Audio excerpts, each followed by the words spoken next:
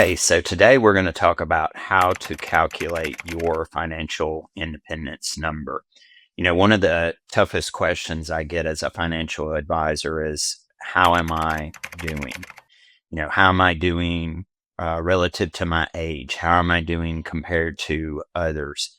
And working with people in tech, it's an even tougher question to answer. It's really hard to know how you're doing because tech is not a linear career with small incremental raises.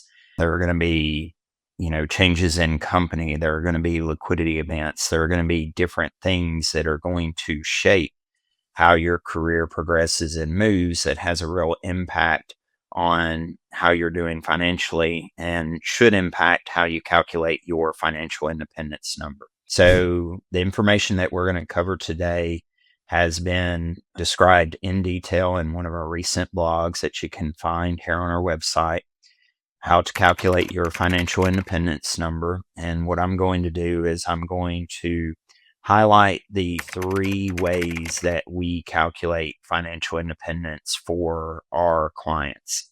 And the three ways move from first a simple general way, then through to a more specific and very actionable way. The first way that we calculate a financial independence number for our clients is net worth as a multiplier of your income. So what I like to do here is I like to take your net worth and then I take the wages from your most recent tax return, use that wage number to represent your income to capture, how your career was going last year. And then I simply divide net worth divided by wages to get to a simple multiple. So this is very simple. It's very general and it's using numbers that are really easy to obtain. And typically, anytime your net worth is more than 10 times your annual income, you're probably financially independent. Even before we dig into the details and we start to get more specific and look at actionable ways that financial independence might work for you, I can tell you that you probably are there already. This number also gives us a gauge of what's most important in terms of driving progress for you from year to year. Is it your savings, which it's going to be when we're at those lower multiples, or is it your investment returns? So especially when you go beyond 5 times, your investment returns really start to take over. Savings is still important, but it'll be those investment returns that are determining how much progress you make from year to year. Now, the next way that we think about financial independence for our clients is future earnings versus your investment portfolio. And so we're moving from kind of that general overview that we get with net worth to now getting more specific. And what we're trying to measure is, how does the future value of your career compare to your current investment portfolio? And so what we do is we take your salary, which is typically, the amount of money that you're living on. It's what gets direct deposited every other week into your bank account. We take that salary and we multiply it by 65 as a standard retirement age minus your age. And what we're doing is we're saying, okay, if we assume no more promotions, it's a very conservative calculation. We just take your salary and we say you're going to keep working till that standard retirement age of 65. What is that worth to you? What's the value of you continuing to work? And then how does that compare to your investment portfolio?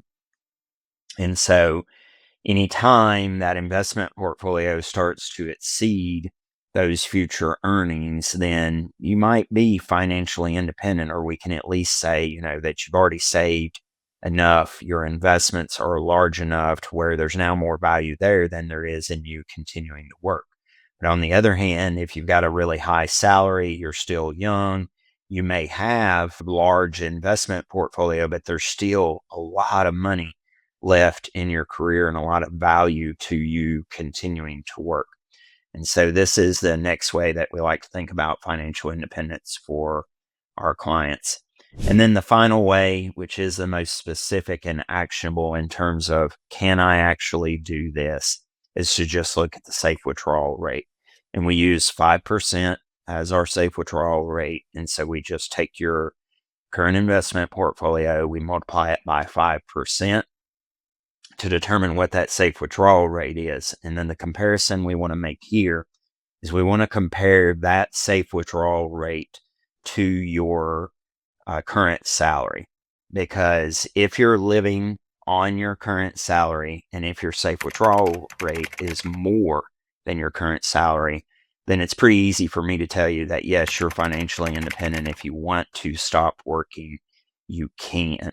And then sometimes if, we're really trying to push it and trying to determine, like if you're there already, we could also compare that safe withdrawal rate to your living expenses. But I like starting with the salary comparison just because it's so easy. The number is easy to obtain. We don't have to think about how your expenses now compare to what your expenses might be if you weren't working. We can just operate on salary. If your safe withdrawal rate exceeds your current salary, then you're definitely financially independent. And then what we've done is we've built a handy calculator that helps you run these calculations for yourself. And so what you can do is you can go over here to tools and then navigate to our financial independence calculator. And with 5 simple inputs: age, net worth, salary, other income, and your investment portfolio.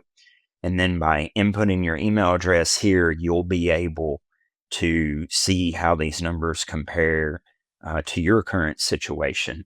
And this is the kind of work that we're doing for clients every day. We're updating these calculations on an annual basis and tracking their progress towards financial independence. We'd love to do the same for you. And the next step after you're done playing around with the calculator is just go ahead and book a call and let's get started working together today.